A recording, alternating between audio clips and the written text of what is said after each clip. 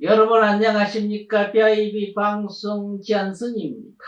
오늘은 부모님 은윤경 12시간을 맞이했는데요. 저희 방송국 파트너 아미하고 같이 나왔습니다. 얘도 스님만 부모 있고요. 저희도 어머니 있고 아버지 있고요. 이렇습니다. 나도 어머니 젖 먹고 컸고요. 어머니가 나를 돌봐줬기 때문에 컸습니다. 나도 이 방송에 참석할 수 있는 자격이 있습니다. 그래서 알았다. 방송 같이 하자. 이래서 오늘 같이 나왔습니다. 여러분 안녕하세요. 네, 방송하겠습니다. 부모님한테 10달 동안 있다가 이 세상에 나온 후에 어머니에 대한 10가지 은혜를 이야기했습니다. 지금까지 6가지 이야기를 했죠. 태내에서 보호한 은혜, 해산할 때 고통받았던 은혜, 또 아기를 낳고 근심했던 은혜, 쓴 것은 먹고 단 것은 저희한테 줬던 은혜, 마른 자리, 진 자리 갈아눕힌 어머님의 은혜. 그리고 전번 시간에는 저희가 젖을 먹여서 길러주고 세탁을 해서 깨끗하게 길러준 은혜를 했습니다. 오늘은 먼 길을 가면은 걱정하시던 은혜입니다. 그 은혜에 대한 8번째 이야기를 하고자 합니다. 부처님 봉원윤경에는 이런 말씀이 있습니다. 제8은 원행업념은 여기에 대해서 이야기하니 사별성난망인데 생리시력상이로다. 자출관산 외에 모의 제타향이로다. 일하심상축하니 유루 수천행이로다. 여원읍애자하야 억념단간장이라다. 이런 이야기를 했어요. 얘기를 간단히 설명하면 먼 길을 가려고 하니 부모가 걱정한다. 죽어서 영이별도 있을 수 없거니와 살아서 생이별은 내 마음 끊고 맺는 일과 같다. 이런 얘기입니다. 아들이 집을 떠나 타향에 가게 되면 부모의 슬픈 마음 그곳을 따라가게 되고 그 마음 밤낮으로 자식을 생각하게 되고 자식 생각하니 부모의 어머니의 두 눈에는 눈물이 마를 사이가 없다. 이런 이야기입니다. 그래서 원숭이 어머니 창자를 꺼내보니 창자가 다 썩어 부서졌더라. 이런 예도 하나 들었어요. 이 얘기는 즉 인생 고통 가운데서 나고 늙고 병들고 죽는 고통이 심했으나 그러나 죽어서 이별하는 것은 단념을 할 수 있어요. 한 번은 굉장히 슬퍼도 이제 다시도 못 본다. 죽어서 세상에 없다니까 단념이 되지만은 살아있으면서도 못 보는 이런 것도 많지 않습니까? 이게 굉장히 안타까워요. 그러니까 우리가 항상 흩어질 수 있는 게 부모가 마음을 요즘 년에 들어서는 옛날에는 징병해서 병사로 모집이 가면 전시에 가서 돌아올 확률이 적습니다. 요즘 년에는 뭐 전쟁한 나라도 있습니다. 우리나라는 의무병이지만 군에 갔다가 18개월인가요? 20개월 차리면 다시 들어옵니다. 그래도 그렇게 떨어지니까 부모는 제일 첫 번 자식들하고 떨어졌을 때 남자들은 병역 의무를 위해서 군에 갔을 때 굉장히 섭섭해하고 어머니가 아버지가 돌아올 때까지 걱정을 합니다. 요새는 군에서 예기치 않는 사고가 50만 한국 육군한테도 아주 니처럼 일부분 아주 어쩌다가 하나 생기더라도 훈련받다 죽는다든가 어떤 사고사로 죽는 일들이 많이 해서 걱정을 많이 합니다. 그거 외에는 우리가 직장을 멀리 떠나서 부모 곁에 없으니까 직장을 많이 떠나서 1년에 설 때나 추석 때나 겨우 보게 되니까 항상 떨어져 있어도 부모님은 걱정을 합니다. 근데 그게 옛날 같으면은 1년에 2번 얼굴이 보지만은 요즘 세대는 참 좋습니다. 스마트폰이 있어서 영상통화하면 뭐 언제라도 옆에만 없어서 이게 따뜻한 온기를 못 나눈다 뿐이지 얼굴 보고 통화하는 그런 시대가 됐으니 참 좋은 시대입니다만 부모님이 걱정하는 마음은 옛날이나 지금이나 같다 이런 얘기를 합니다. 날씨가 추우면 추운데 걱정, 비가 오면 비를 본인은 맞으면서 우리 자식들은 밖에서 비료도 안 먹는지 때가 밥을 먹을 때도 밖에 나가 있는 놈이 밥은 굶지 않는지 이런 걱정 의심을 어머니들은 합니다.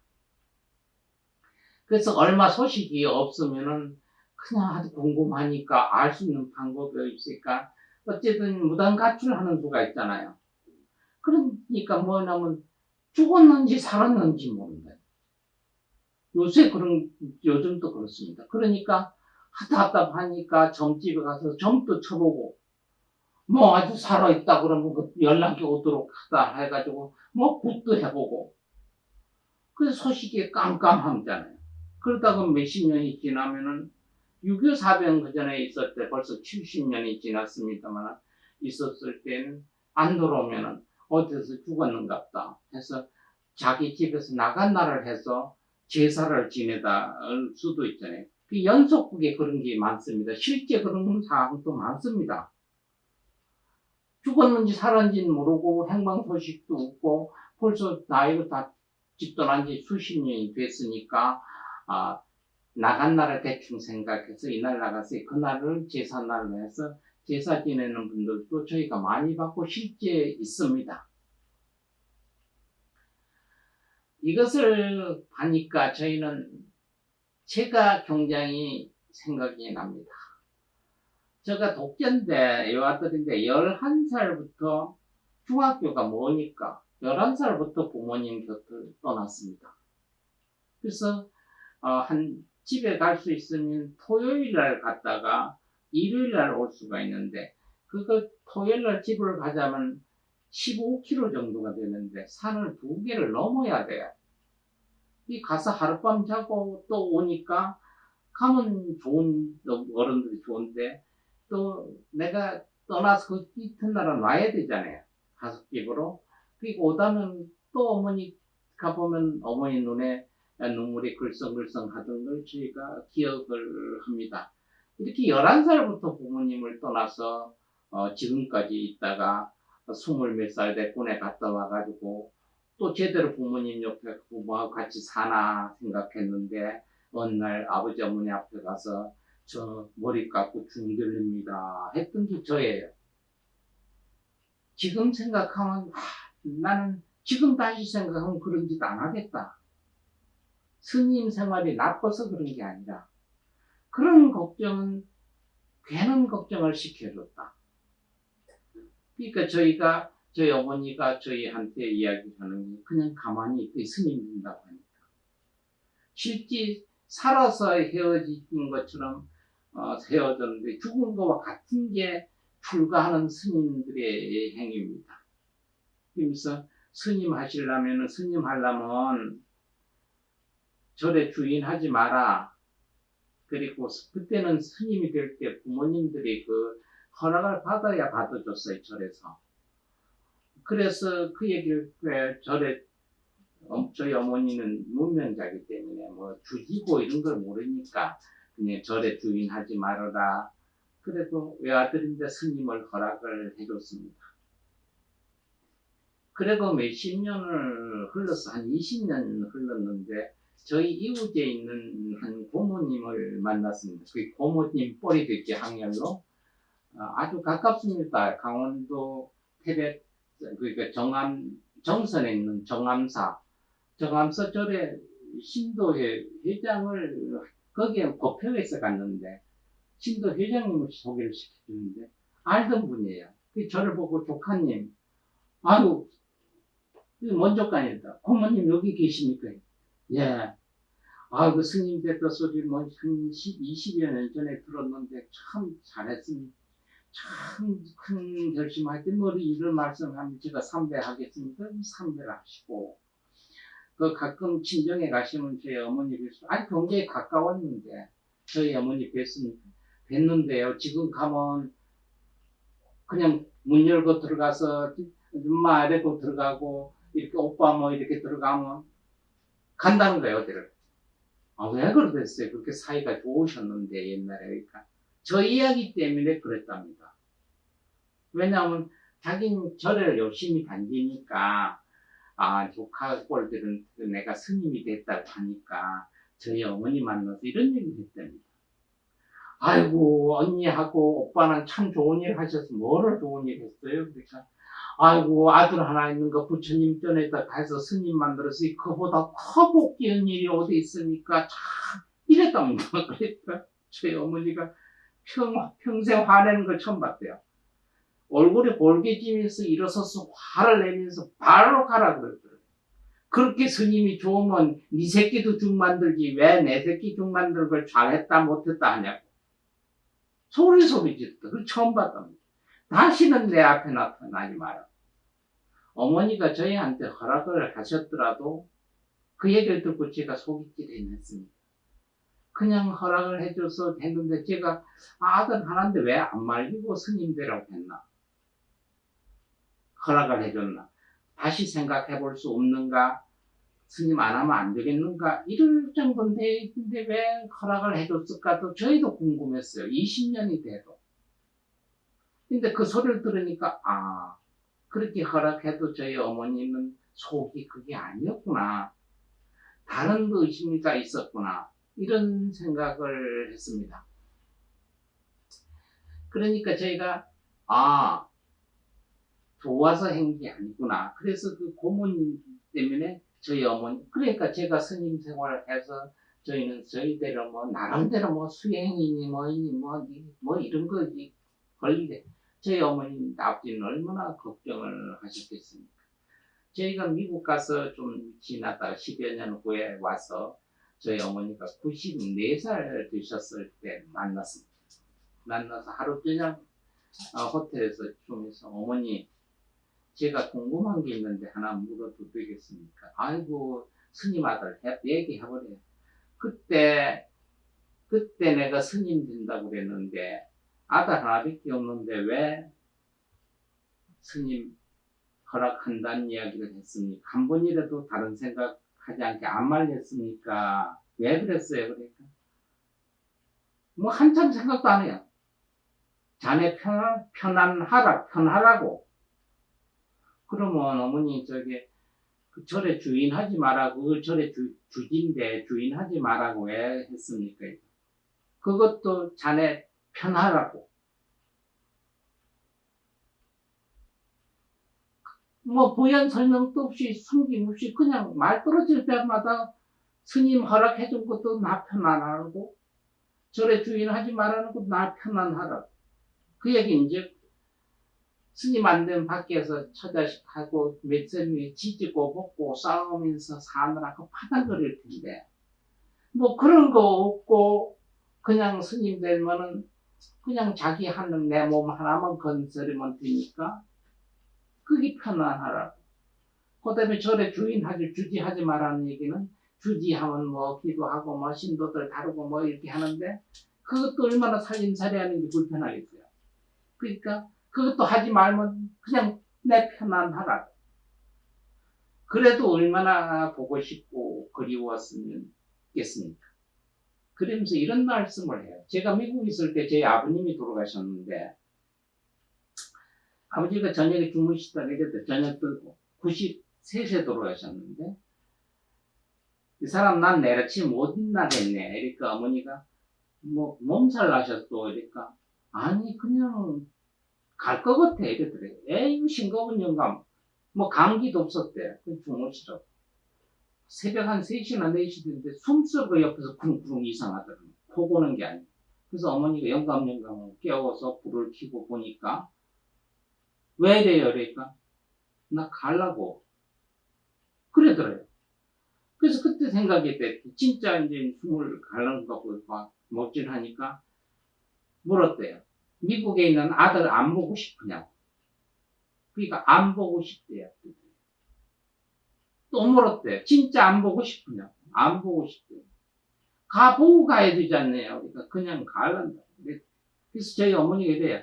자기가 죽으면 지옥에 가든 저승에 가든 저희 아버님 만나 물어본대요.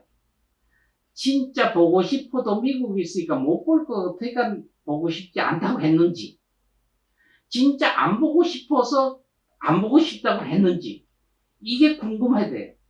그래서 어머니가 돌아가시고 저승에 가서도 그 아버지 만나면 그거 물어본대요. 다른 거 물어보는 게 아니에요. 그러니까 이 두 분들이 얼만큼 자식을, 나를 생각을 했겠어요. 이걸 저는 몸소 겪어봤기 때문에 이게 바로 길을 떠난 데는 집을 떠난 자식이 된 부모의 마음이에요. 93살 먹은 할머니가 제가 70이 넘었는데 저희 차 조심해 다니고 먹는 거 가려서 좀 꼭꼭 씹어 먹으래요. 대충 거. 그러니까 70 먹은 아들을 93살 먹은 저희 어머니가 아들을 나이로 보는 게 아니라 아들로 보는 거예요. 이게 가실 때까지 걱정이었어요. 걱정을 하신 거예요.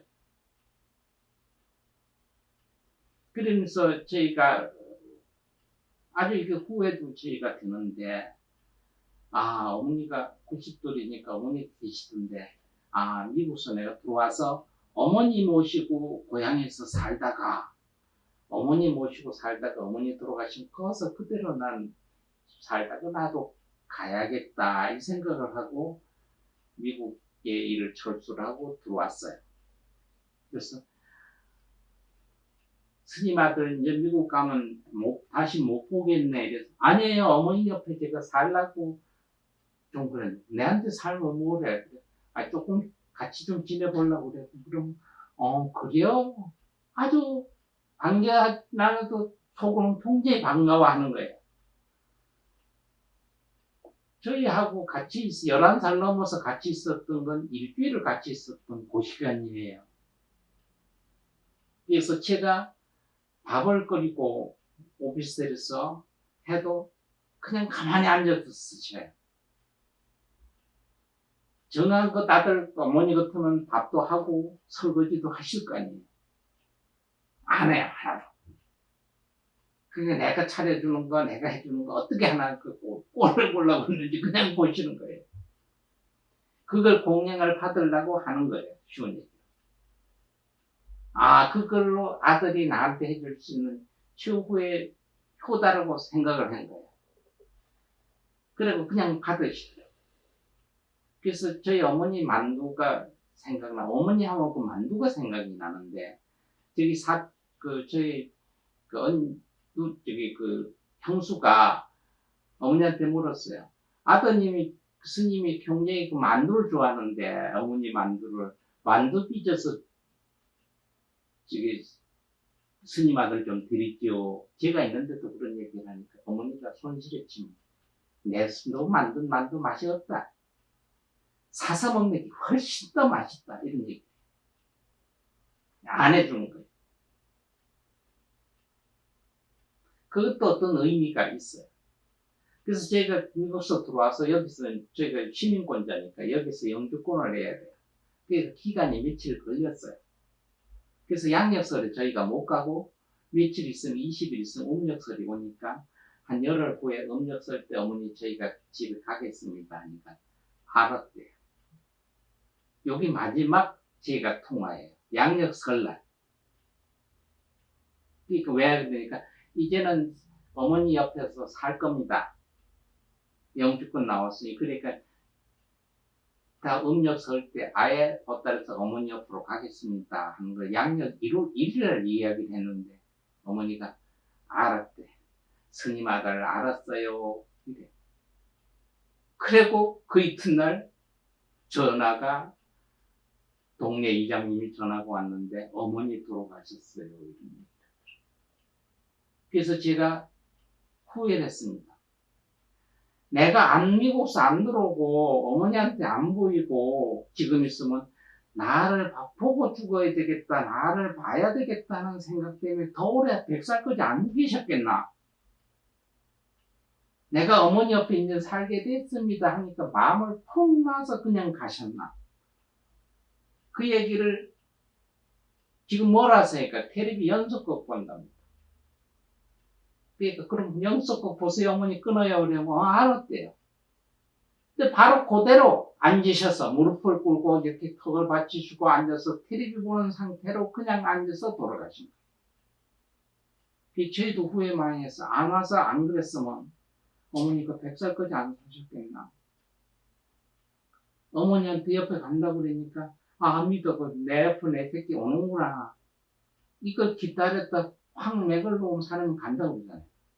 보고 싶었던 사람 보면 간다고 그러잖아요.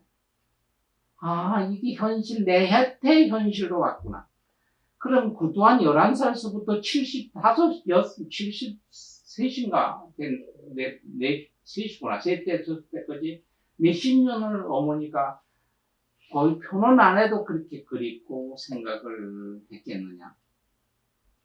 오늘 지금 어머니가 했을 때, 길 떠났을 때 자식 생각하니까 그 생각이 납니다. 그런데 남은 옷도 없습니다. 이 세상에 없는데.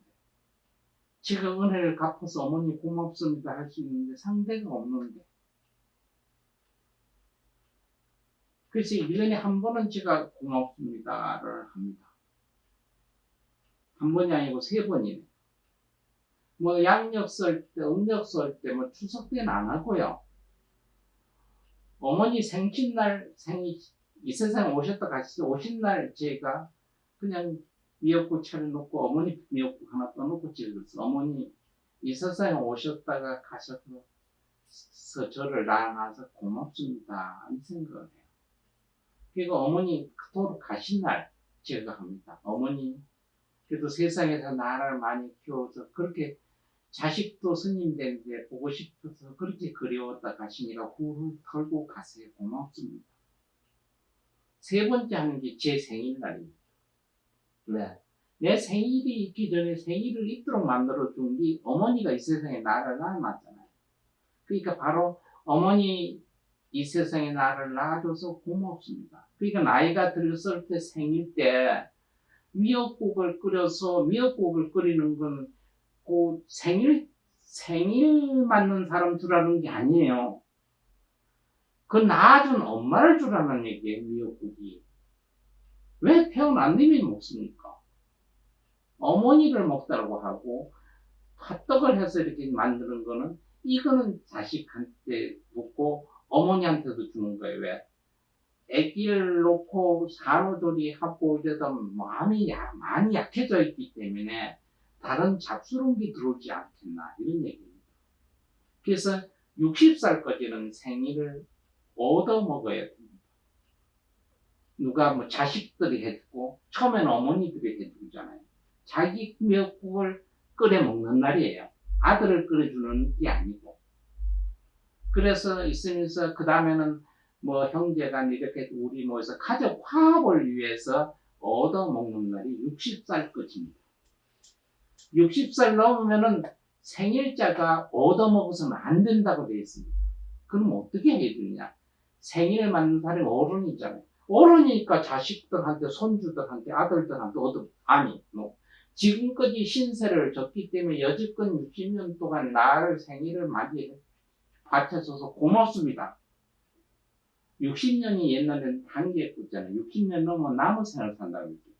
고마우니까 고마운 걸 내가 베풉니다 해서 그 생일을 맞는 사람이 대접을 하는 게 돼 있어요. 지금 우리가 알고 있는 생일을 잘못한 게 있어요. 끝까지 70, 80대 나이가 들수록 자손들한테 얻어먹는 거 아니고요. 그러면 어떻게 합니까? 아들 며느리들한테 60이 넘어서부터는 환갑 뭘 한갑까지는 얻어 드시고, 진갑부터는 그 생일날 돈을 내가 주는 거예요. 며느리한테. 시장 볼 거. 내일 내 생일 때 할 수 있는 거, 미역서부터 거리를, 이걸 이 돈 가지고 사서 해라. 돈 주면 사서 하잖아요. 그리고 요새는 뭐 식당에 가서 하잖아요. 식당에 하면 계산서를 내가 낸다. 나를 지금까지 이만치 60살까지 너들의 보호를 해줘서 참 고맙다. 그 고마우니까 내가 갈 때까지는 생일을 맞을 때 항상 안 가고 이번 생일도 내가 맞으니까 옆에서 나를 지켜주고 보호해줘서 고맙다는 의사로 생일을 상대. 이게 바로 불교에서 생일의 이미지입니다. 그러니까 스님들도 어떤 관은 스님의 생일을 스님 생일 책을 아니에요. 스님이 어느 법력이 생겨 60년 넘은 60층까지는 자기 생일 챙기면 안 되죠. 그런데 60이 넘으면 그리 기점을 해서 모회를 해서 그때 화합이나 동해서 그것도 하나의 소표라고 그래요. 포교라고도 얘기하고. 그래서 지금 여러분 이 법문 듣는 불자님 여러분들도 60이 넘으시면요, 아들, 딸한테 음식 차리는 거는 본인이 차리더라도 내가 식당에 사 먹다만 어른이 생각을 하세요. 우리 아들, 딸 키워봤어야 알지. 어떤 놈을 뭘 잘 먹는지. 오늘 생일은 우리 손주들 위주로 내가 생일을 해야 되겠다. 이러면 내가 피자하고 스파게티를 잘 안 먹더라도 요새 애들이 그게 좋으니까 그걸 검색을 좀 해봐가지고 예약을 하는 거예요. 스파게티나 피자집을. 그래가지고 요번 생일은 몇 월 며칠 날 그 생일날이 어시에 어느 피자집으로 모여라.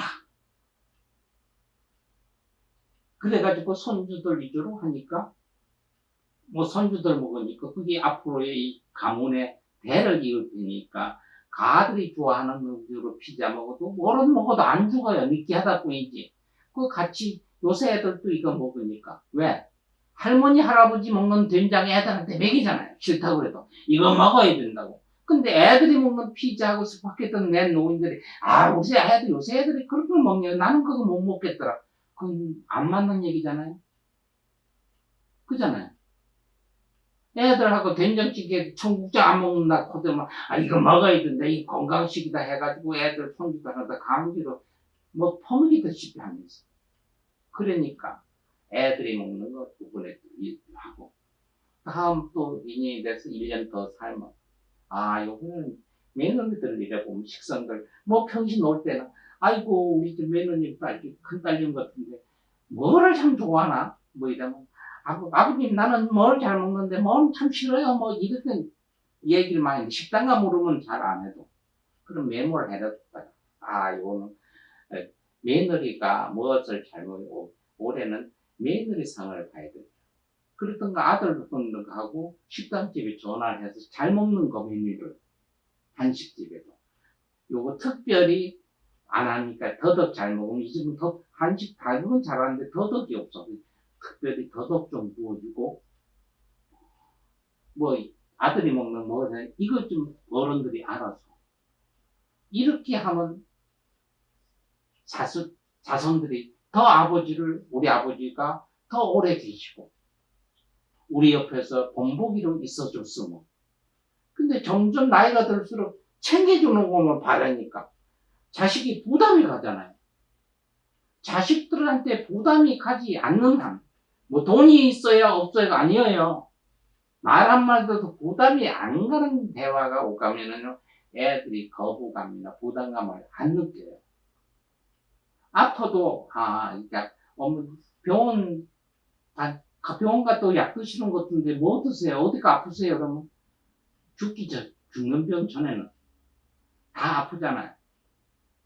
그러니까 그런 얘기를 안 해. 그냥 괜찮아 살만해. 나이가 들면 그냥 그저 그래. 그것도 저희 어머니가 얘기했어요. 전화를 해요. 어머니 어디 아프신 데 없으세요? 괜찮아. 그 전화는 자주 하는데 그 꼭 아픈 걸 묻잖아요. 그럼 괜찮대 만나요. 그래서 그때 미국에서 돌아가면 만나니까 이런 얘기를 해요. 스님 아들, 예, 앞으로 전화하면 있잖아. 예, 어디 아프냐고 묻지 말아요. 왜요? 그거 다 물는데 나이가 80이 넘어서 90대면 안 아픈 게 이상하다. 안 아픈 게. 그냥 좀 아픈데 참을만 하다는 거예요. 참을만. 못 참을만 하면 병원 스스로 간다는 거예요. 안 아픈 거 한 개도 없대. 거짓말이지. 물으면 아파 어쩌고 이러면 애들이 얼마나 못 모시고 있으면서 걱정하고 근심한다는 거죠. 그러니까 아이고 이게 나분이 자꾸 아픈 데 많으니까 어디 요양병원 알아봐야 되겠나, 어디 요양원에 모셔야 되겠나 이 생각한다는 거예요. 지가 못 먹는. 그냥 가만만 놔두면 많이 아프면 얘기를 한다는 거죠. 그래서 그것도 하나 배웠어요 저희가. 그러니까 말로서 부모가 자식한테 부담이 될 수 않는 이야기를 하니까 자식도 엄마가 아버지가 부담이 안 오면 요양원 생각도 안 하고 어디 모실 생각을 안 하고 더 오래 계셨으면 하는 생각을 한다 얘기합니다. 그러니까 멀리 떨어져 있을 때 우리는 가까운 거리 걷잖아요. 옛날 같으면 편지를 써서 어머니 전상에 써서 붙여서 편지를 보던 시대가 저희 시대였고요. 전화 한 번 하도 우체국 가서 전화를 했었고요. 그 다음 전화도 있으니까 가끔 했고, 요새 영상 통화하면서 보고 얘기를, 직접적인 손을 만나지 못해서 직접 보고 하는 세대죠. 이 세대에 전화를 못했대. 시간이 없답니다. 아니, 똥 싸고 오줌 쌀 때 그 시간에 해도 안 되나요? 그 핑계지. 큰 거 바라는 게 아니에요. 부모님은 속으로 끓고 걱정해요. 지금 그렇죠. 70이 넘은 나들을 90이 넘으니까 다 조심하라 하더라고요. 여러분들이 다 떨어져 있잖아요. 어머니, 아버지 모시면서 직장에서 같이 있는 사람 극히 몇 프로 안 될 거 아닙니까? 이 항상 똑같은 서울에 있어도 이놈 밥이라도 먹고 밥 먹으면서 얘는 밥을 먹었을까 안 먹었을까? 그리고 전화 걸어서 밥 먹었니? 요새 밥 굶고 댕기님 어디 있어요? 그냥 그런 거 얘기하지 마세요. 참견하지 마세요. 이런 걱정을 해서 얘기를 하는데 참견하지 말아요. 내 새끼니까 참견하지. 그러니까 그렇게 짜증낼 일이 안 있잖아요. 먼저 어머니 오늘 저희가 짬뽕을 먹었는데 참 맛있더라고요. 언제 어머니 나하고 짬뽕 같이 해? 그러면 알았어요 아들. 얼마나 신이 나요. 어머니는 걱정된대. 굶었나 먹었나. 그래서 걱정인데 전화하면 그런 쓸데없는 걱정하지 마세요. 굶고 안 댕기니까. 그러니까 이게 차이라는 거죠. 이게 지금 부모님을 곁을 떠난 우리 대한민국 현 시대에도 99, 7, 8%는 그럴 거예요. 그렇게 살고 있으니까 좋은 시대 스마트폰으로 하루 전화 한 통화씩 해주면 어머니, 아버지 그래도 근심을 합니다만 요새 교통사고 나잖아요. 만날 찡해요. 그 길 만날 우리 애들이 출퇴근하는 길인데. 그러니까 전화하죠. 괜찮니? 이러면 뭔 일 있어요?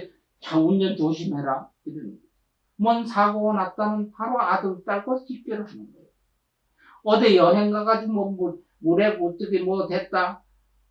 이러면 해운대 바다에서 문제가 생겨도 동해에 우리 아들, 딸, 손자가 놀러 갔는데 해운대 문제 생겨도 전화해. 아무 일 없니? 뭔 일이 있길 바래요, 어머니? 있길 바래서 그런 게 걱정이 됐어. 내일 아니라도. 그걸 근심 덜어주는 일이 바로 조금 덜어주는 일이 요새 저랑 어머니 저희들은 지금 이런 스타일로 손자 야는 삼겹살 구워 먹고요. 어머니 사랑하는 딸 같다는 며느리는 삼겹살 싫다고 그래서 지가 차돌박이 지 혼자 사서 끓여 구워 먹고요. 나는 여기서 돼지 목살 갖다 놓고 구워 먹습니다. 그래서 사진 하나 찍고 이렇게 보면 어머니도 좋아요. 아유, 저들끼리 참 잘 논다. 난 저들끼리 잘하고 나 그거 안 끼워줬다. 요새 안 그래요. 노인네들. 요새는. 옛날에 안 끼워주면 섭섭했는데 요새는 끼워주면 그거 가서 부대끼거든 젊은 아들한테. 그러니까 그런 마음을 좀 알아주십사 하는 얘기입니다.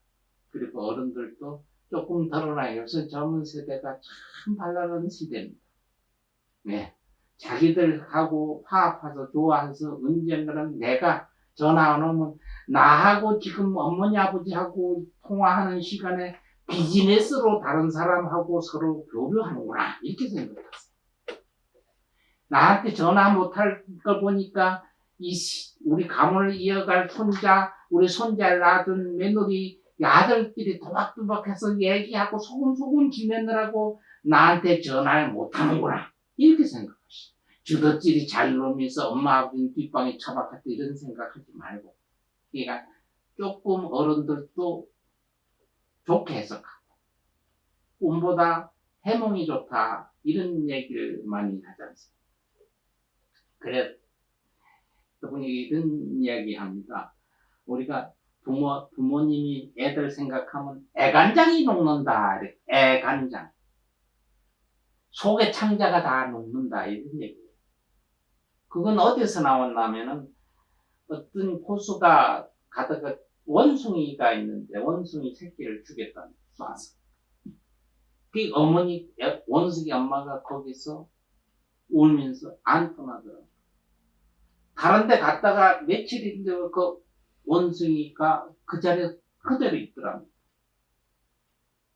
그래서 죽어있길래 배를 가려고 하니까 창자가 다 녹았더래요. 그 새끼가 죽어간 걸 보고 원숭이가 거기서 맨날 며칠을 애간장을 하니까 속이 창자가 다 녹았다. 이래서 애간장이 탄다 이런 얘기. 애간장. 자식들을 생각하면 이 간장이 다 녹아난다.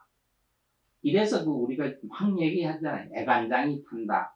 자식 생각하면 애간장이 탄다는 얘기가 바로 거기서 나왔다는 얘기를 하니까 우리 좀 폭넓게 부모님, 자식 조금만 생각해도 아주 아름다운 은혜 갚은 일, 은혜를 받는 일이 되지 않나 이렇게 봅니다. 9번째는 자식을 위해서 나쁜 업을 지으신 은혜입니다. 자식을 위해서 나쁜 짓 하는 거. 그렇다고 우리 자식을 잘 시키기 위해서 은행 강도를 한다든가, 우리 자식이 뭘 먹고 싶은데 그건 한다고 해서 뭐 장발장처럼 가서 나머지 소고기를 사온다든가, 물을 부수고 자식한테 뭐 금은보화를 넘겨주기 위해서 금방을 털어서 목걸이 귀걸이를 금으로 해준다든가, 이게는 아니고 그 얘기는 아니에요. 아주 쉬운 얘기로 저희가 이상마는 닭고기를 잘 안 먹는데 그 전에 중학교 다닐 때 집에 여름방학 때 가잖아요. 하루 갔는데 닭을 많이 이렇게 키웠더라고요. 키우는데 그때는 치킨 이런 게 없을 때입니다. 키우는데 아버님이 어디 가시면서 날 불러요. 용주야. 그래. 예. 그러니까 저기 있잖아. 조다 주고 저건 암탉이 오고 하니까 그 옆에 숫닭이 3마리가 있는데 좀 털치 털어서 저렇게 저 숫닭을 네가 잡아라. 그래서 저녁에 먹자. 이런 얘기. 그래서 나는 닭을 붙잡아 보지도 않고 잡아본 일이 없죠. 잡는 것도 못 봤고. 대답은 했어요. 근데 그걸 어떻게 잡는 식이 있겠지. 닭을 아버지가 그런 얘기를 했으니까. 그때 12살 때네. 닭을 쫓아 어머니가 왜 그랬냐고. 아버지가 저 닭 잡으라고 그랬어요. 놔둬라. 그냥 놔두래. 그러니까 어머니가 뭐 후닥닥 하니까 또 어디서 잡았어요. 그러니까 털 다 뽑은 거, 털 해가 이렇게 다 닭이 통닭처럼 생긴 걸 천바지 가져왔어요. 잡는 것도 나한테 안 보이고 죽이는 것도. 그래 가져왔어. 그게 저녁에 꿀 끓여서 뭐 백숙인가 뭐 이렇게 만들었던 건데 처음 먹고. 제 아버지가 왔는데 부부싸움 하는 거예요. 당신 저게 영주한테다가 닭 잡으라고 그랬어요. 그랬지. 이제는 그 나이에 잡을 수 있잖아. 왜 애한테 그걸 시키냐는 거야. 애한테 왜 그 살아있는 생명을 죽이는 일을 애한테 왜 시키냐는 거지. 어른이 하지 왜 애한테 시키냐. 그걸 제가 스님이 돼서 굉장히 그거 놓고요. 맨날 며칠 화두를 가지고 있었어요. 근데 과연 어머니가 자기가 잡았잖아요. 잡으면서 나한테 잡이는 구경도 안 시키고. 근데 가서 친구들하고 놀라고 그랬어. 그 놀고 오니까 잡아놨더라. 잡지 말고 친구들하고 그냥 놀고 오래. 아버지한테 내가 얘기할 테니까. 그래서 그냥 가서 친구들하고 꼴 차고 놀다 오니까 다 그렇게 잡아놔. 그게 보이는데 죽이는 거 보여주지도 아니하고 어머니가 대신 닭을 잡고 불교로 얘기하면 살증을 한 거다. 이런 것이 바로 자식을 위해서 잘못된 걸 내가 닭을 잡으면 내가 업이 생기는데 부모가 어머니는 절을 다니지 않고 일반 학교를 자기 이름도 못 쓰니까 지식적인 건 몰라요. 상식적으로 그렇게 되면 안 된다는 걸 아는 거죠. 지식적으로 뭐 그걸 되면 업이기 때문에 내가 자식 업을 내가 대신한다는 게 그건 나쁜 짓인데 뭘 죽이는 일인데 그 죽이는 일을 왜 애들한테 시키냐 어른이 부모가 해야지 이 생각뿐이었을 거다 이 말입니다. 저희 어머니는. 그게 바로 자식을 위한 업을 짓는 거예요. 무슨 도둑질 큰 도둑질 하는 게 아니잖아요. 예. 조금 커서 저희가 그 어항을 이렇게 만들어가지고 민물고기를 잡으러 이렇게 가니까 어머니 그래. 꼭 그렇게 해서 그럼 잡아 먹어야 되겠느냐는 게 나고 스님들이 그랬는데. 왜 그러니까 그건 네 갖다 키울 거 아니잖아. 안 키워줘. 이거 피워서 매운탕 끓여서 먹으면 매운탕 잘 안 먹잖아요. 아버지도 먹고 어머니도. 그건 네가 잡아서 주는 거 나 안 먹을란다. 못 잡게 했더라. 그래서 어항하면 고기가 많이 들어요. 이걸. 그래서 이렇게 가져 놀고 이러면 옆에 다른 패들이 아저씨들이 야, 집에 가면 너 엄마한테 알아야 그거. 너 엄마한테 혼난다. 그럼 어떻게 버려? 놔주라. 그럼 이웃집이 그것도 내가 잡는 거에서 그것도 주잖아. 그 엄마한테 혼날까? 그런 것도 못하게 하고 그게 먹고 싶으면 그냥 그거네. 그래서 고기 그렇게 잡는 걸 좋아하니까 제가 민물고기가 먹고 싶은가 하고 그때 당시에는 어부 허가가 없는데 저희 아버지를 군청에 가가지고 여기 지금 동강입니다. 이게 민물고기 잡는 허가를 좀 내주세요. 뭐 허가 없이 그냥 잡아도 됩니다. 그냥 잡아도 되는데 나는 허가가 있이 잡고 싶다는 거예요. 그래서 축산과에서 뭐 증명서가 요새 있는데 그냥 해서 허가증 이래가 1호 유영은 활동지역 통과 이렇게 해서 1호랍니다. 아버지 돌아가실 때까지 그거 가지고 있었대요. 그걸 해서 아버지는 고기 안 드세요. 금물로 해서 잡아다 갖다 놓으면. 근데 그 와중에 제가 스님 됐잖아요. 그러니까 허가증에서 잡아다 놓으면 그걸 해서 말려서 잘 안 드시니까. 그래가지고 이제 인척들이 조카님들이 강가 안 사는데 이렇게 가서 배달도 했고. 그러니까 내가 민물고기를 먹고 싶다 하면 우리 아버지는 떳떳이 민물고기를 잡을 허가가 있으니까 허가를 가지고 잡으면 죄가 좀 덜 할 것이다 이런 생각을 하셨겠죠. 이게 바로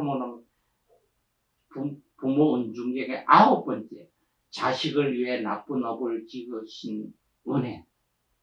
난 그 생각을 이렇게 하면 이상하리만큼 엄마 아버지들이 나를 어렸을 때부터 스님을 가도록 이렇게 만들어줬나?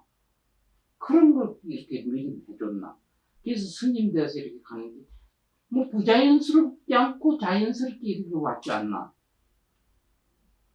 그렇게 생각합니다. 그럼 얼마 전에 저희한테 스님이 그렇게 사니까 스님 같은 분 없습니다. 스님처럼 살아 이런 얘기를 해요. 그래서 저희는 그런 얘기 아니 나는 그렇게 특별한 게 아니고 스님으로서 주어진 일을 하려고 할 뿐이다는 거지.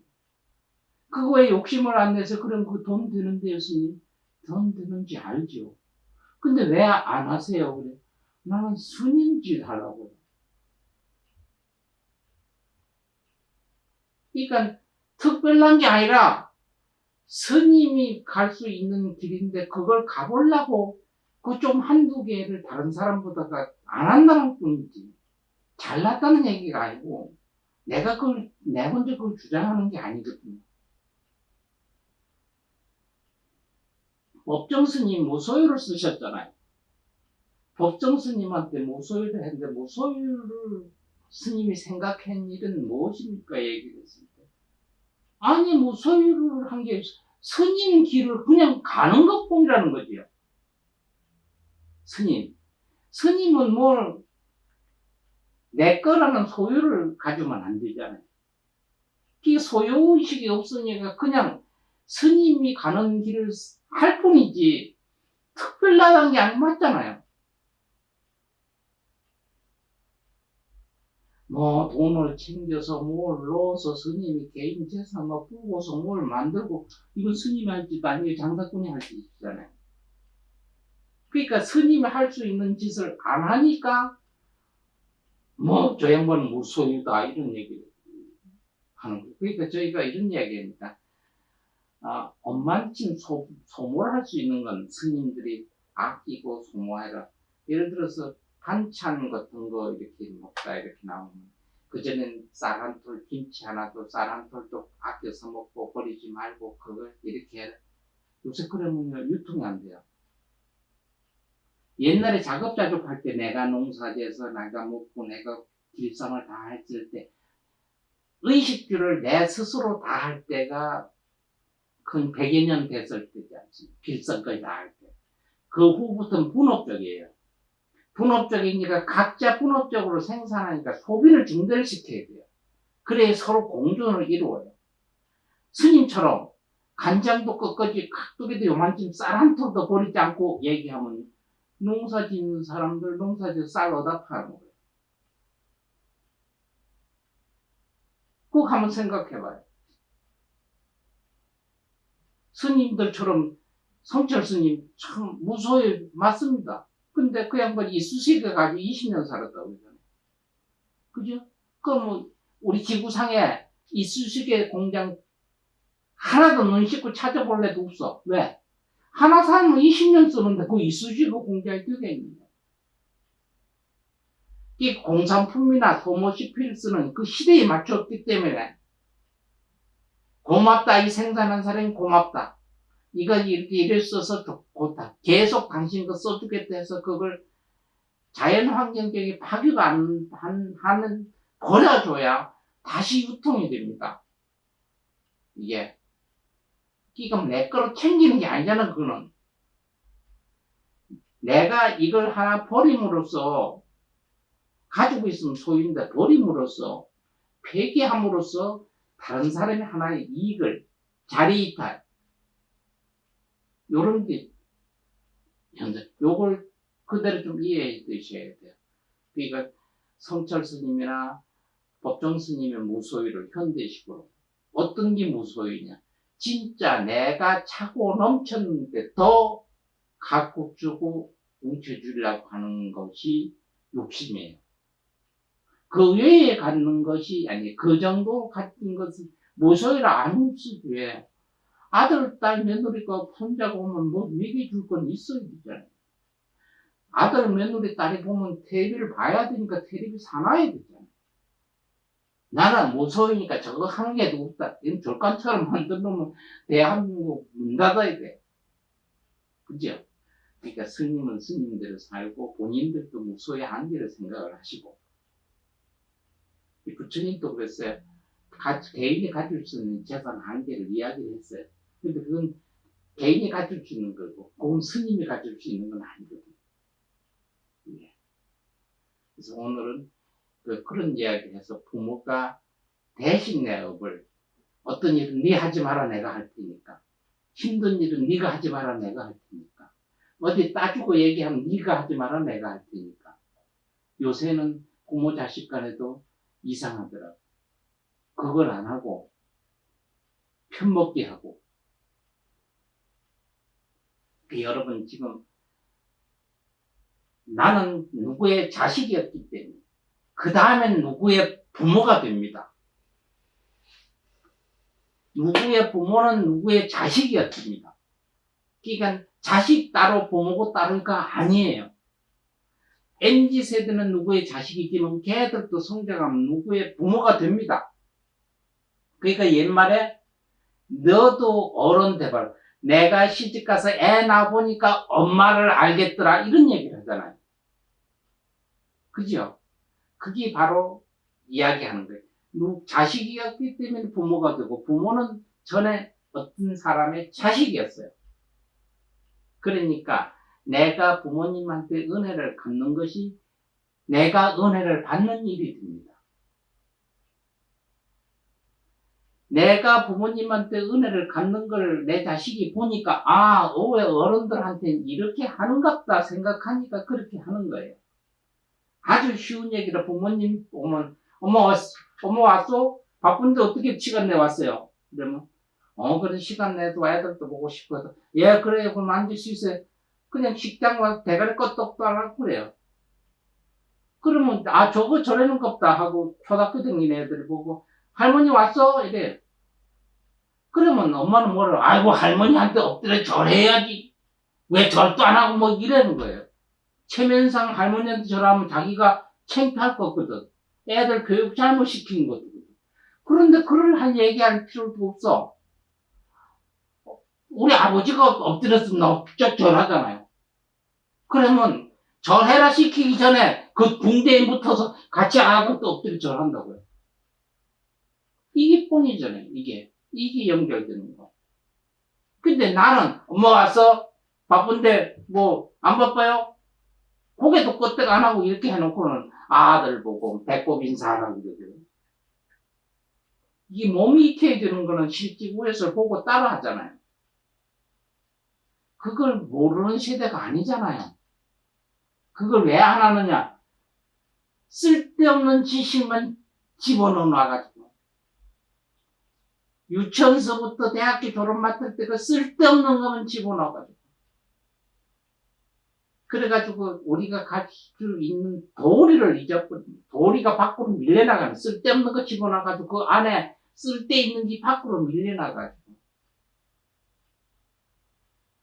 그러니까 나를 위해서 우리 어른이 아버지가 어머니가 업을 지었어요.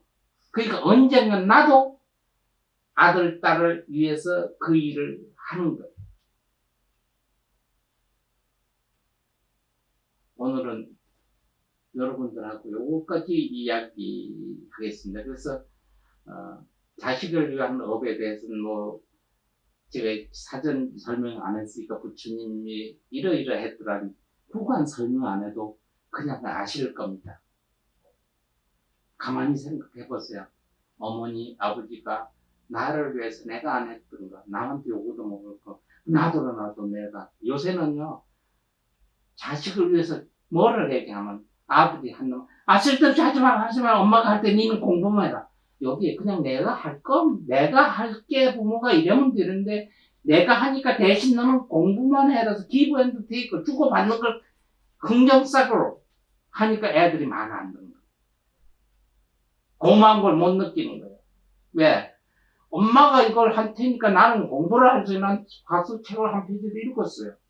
그러면 엄마가 시킨 대로 했으니까 내가 공부하고 엄마가 이걸 했으니까 쌤쌤이 운에 좋은 거 없어요. 내가 할 테니까 그냥 놔둬라 내가 할 테니까. 그래요. 그 이야기를 안 해야 엄마한테 미안한 감이 가지. 그래요 안 그래요? 보살님 그래요 안 그래요? 근데 꼭 지금 부모들은 시켜. 꼭 내가 할 테니까 너는 공부만 해라. 꼭 집어준다고요. 그러니까 애들이 은혜를 모르는 거예요. 우리가 누구한테 뭘 했었는데, 아이고, 언니, 아줌마, 이웃에서, 그거 내가 할게요. 놔두세요. 제가 흙 치우겠습니다. 이러면, 누구 집, 몇호 그 집 참 세대 참 착해, 잘해. 이럴 때잖아요. 아니, 어르신네, 놔두세요. 제가 그거 할 테니까. 그래, 그 대신 제가 이거 할 테니까, 어르신네 이걸 하세요. 그럼 평생 가도 착한 소리 못 들어요. 왜? 지가 그거 하고 지는 힘이 좀 있으니까 그 가벼운 거 나한테 시켰어요.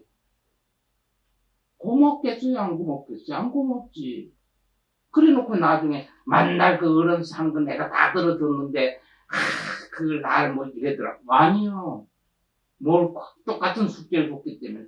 그냥 어르신은 그냥 계세요. 제가 할게요. 이게 아니고, 나는 이거 할 테니까 이거 해서 무거운 집 내가 옮길게. 어르신은 그 휴지 좀 주세요.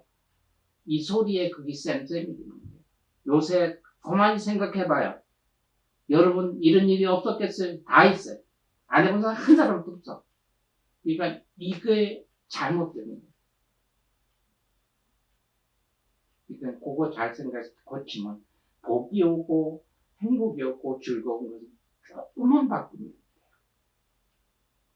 오늘은 이거 가지고 여러분들하고 시간 보냈고, 개별적인 내 개인 얘기가 많은 것 같은데, 저도 참여하는 마음으로 부모님한테 은혜를 다 못 버티는 분으로, 저희 어머니가 나를 생각할 때, 그럴 때 모든 어머니들도